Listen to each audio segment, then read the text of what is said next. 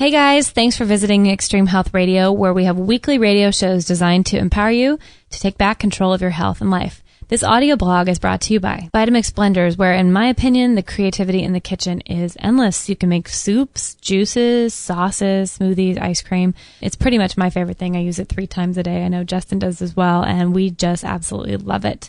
If you're interested in saving $30, you can go through our link at extremehealthradio.com/Vitamix, and it's also in our store if you'd like to check that out. All right, let's get going to the article. Today's blog is titled, How I Was Able to Truly Let Go and Find Peace Inside a Sensory Deprivation Chamber. This is the Feel Good Project, day number 6. So for me, starting to feel better and return to wholeness involves quite a bit of solitude and introspection. And although no one's really said anything to my face, I think some of my close friends and family might be sometimes a tad confused or even a bit put off as to why I seem to be a bit more of a loner these days. Rewind 2 years ago and beyond that, I can say without a doubt I was Miss Social Butterfly. In fact, those nearest to me jokingly call me the mayor of this small little beach town, as my career as a hairstylist for the past 15 years has brought about many connections, and the number just continues to grow and grow. I literally never used to be home. I would fill up my days with clients, either 5 or 6 days a week, full days, 9-10-hour days, and then proceed to go out to drinks and dinner almost every night of the week with pals or with Justin, if I could twist Justin's arm, because he's always been more of a homebody than me. But I know that I'm not quite unique in this lifestyle I have led, as most of my girlfriends did the same, as I'm sure a lot of you have as well. The fact is, though, I still might be living that life today had it not been for the pretty harsh wake-up call I got some time ago when things in my body really started to communicate, first in whispers and then grew to a loud screaming to get my attention, as I really believe I did my best to ignore them. Unfortunately, the journey has been a long, slow one, to say the least, and some hard knocks have definitely accompanied it along the way. And the slower I changed my bad habits, though, the slower my progress was. So I finally decided to kick things into pretty much high gear if I was really going to be getting better and give this thing a real shot. The dietary changes were soon followed by lifestyle changes, and I found that the more and more I started to stay in at night, carefully and thoughtfully preparing my meals and picking up books and taking nightly baths and really amazing things to detox, the more hooked I actually became. And although these changes did not happen overnight, they most certainly involved a few I'm officially old person jokes, but I found myself not only becoming okay with this, I actually found I started to crave my quiet nights alone at home. To be totally honest, in the almost 9 years Justin and I have been married, along with the 6 years I lived on my own before then, I have unfortunately always picked super loud places to live, always downtown, always really close to a bunch of action going on. And although at the beginning this was super novel and a really fun time in life, it has really been taking a toll on me and Justin.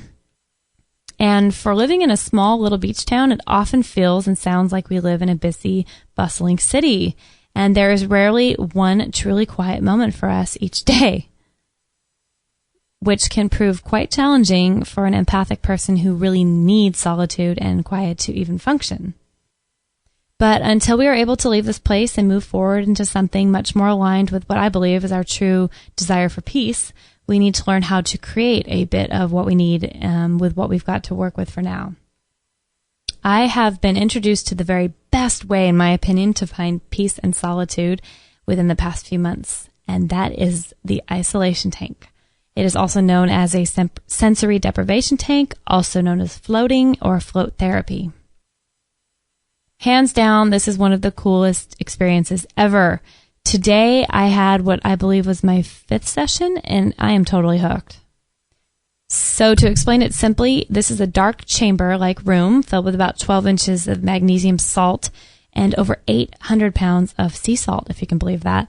And one goes in and floats or lies in this chamber in complete darkness. There's this little door that shuts behind you, kind of like a meat locker, with no lock, of course. And with a water temperature that's exactly the temperature of your body. And you pop some earplugs in and that shut the door behind you. And that's right. You hear no noise. There's no light. There's really no sense of time. There's just no senses, period. And it's hard to really tell where your body and the healing water meet, because your body and the water are the exact same temperature. It's a pretty trippy thing. It's almost being completely deprived of all senses completely. I guess it is. And it's a really strange and amazing experience all at the same time. I probably compare it to what I believe floating in space would feel like. Although some people book the chambers for hours, Justin and I have gone for only 90-minute periods. And let me tell you, this 90-minute period of time is quickly becoming my new way to completely unwind and truly learn to let go. And it is one of the only times that I get all week that is truly peaceful and perfectly quiet. This time of solitude and retreat from the loud world around me is truly medicine for my soul. I know that these sensory deprivation tanks have been around for years now, and people have often written and talked about them, and I can totally see why. Some people say they have clarity on issues that they're dealing with in life when they enter the chamber, and then they leave a whole new person. Others just fall into deep sleep, kind of wonderful trances. Some people sort out emotional traumas, while others find healing they're looking for from an illness, or even find detachment from the heaviness that life can just often bring to all of us. What brought me to the tank today was my desire for listening to my body and what it needed to be healthy. And I always set an intention before I go into the tank. And today I set my intention about being still and just being open. I half expected some words or images to surface to shed light or illuminate the path I was to take. However, today I guess what I really needed was deep, deep relaxation where I could truly let it all go. And that is exactly what I got today. Letting go to me is a topic for a whole other post, a whole other talk, whole other podcast. However, I'm reminded of it every time I step foot in that isolation chamber. I liken it to shedding an old skin and just emerging a new person when you re-enter the world again after that 90 minutes. And all I know is that it was the best 90 minutes of my week, all week so far. I am recognizing that part of true healing is not about doing, it's about being.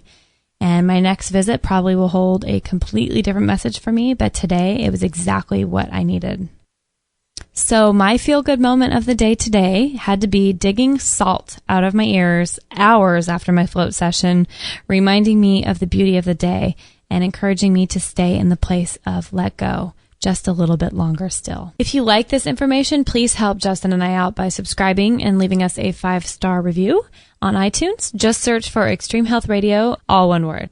Justin and I have a ton of radio shows filled with authors, scientists, doctors, amazing people teaching you cutting-edge material and healing protocols that one day just might help save your or a loved one's life. Also, don't forget to grab our free gift to you by going to extremehealthradio.com/subscribe and join thousands